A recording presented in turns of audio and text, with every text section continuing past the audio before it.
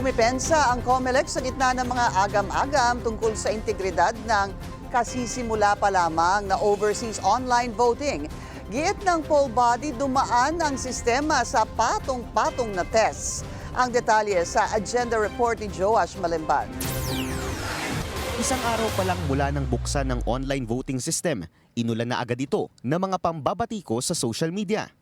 May ilang viral post na nagsasabing iba umano ang lumalabas na pangalan ng mga kandidato sa ballot content section matapos nilang bumoto.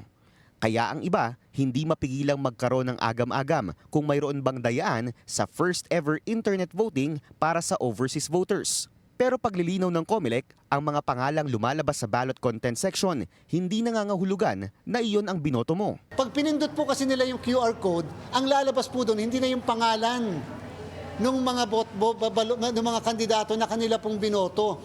Lalabas po dyan ay machine-readable codes ng lahat ng kandidato at naandun din po yung kandidatong kanilang binoto. Hindi po talaga nila yung mababasa kasi may nakikita sila misang pangalan ng party list o pangalan ng mismong kandidato. Hindi po yun ang binoto nila, yun po ay naka-codes po yan. Dagdag pa ni Chairman George Garcia, hindi raw maaaring isapubliko ngayon ang resibo ng mga botante dahil maaari raw itong maging instrumento sa vote buying sakaling ipamahagi bilang sample ballots. Tatakbo kasi ang online voting hanggang May 12 o sa araw mismo ng botohan sa bansa. Ang rekomendasyon ng COMELEC sa internet voters, tandaan ang inyong mga ibinoto. I-save ang inyong ballot ID numbers at hintayin ng manual auditing pagkatapos ng araw ng eleksyon sa Pilipinas.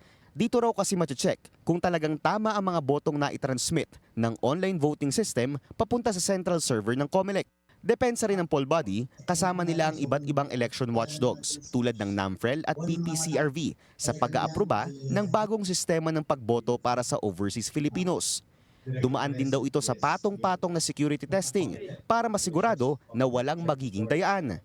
Kaya naman panawagan ng komisyon sa internet voters. Sana po mapagbigyan naman ng ilan ito pong ating internet voting sapagkat kaawa-awa po yung kalagayan. Sabi po natin, wala dapat maiiwan dito sa botohan.